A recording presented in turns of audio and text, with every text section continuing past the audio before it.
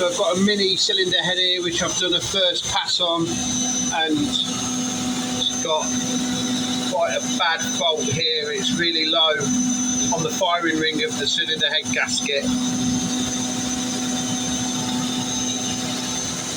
It's skimmed all the way across fine. There's a little water flow mark there, but yes, this is where it's got a problem.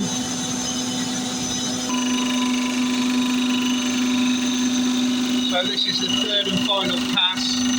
It's cleaned up the firing ring.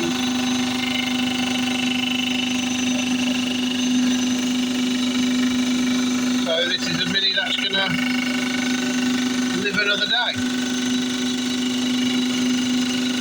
Thanks for watching, guys. See you on the next full video.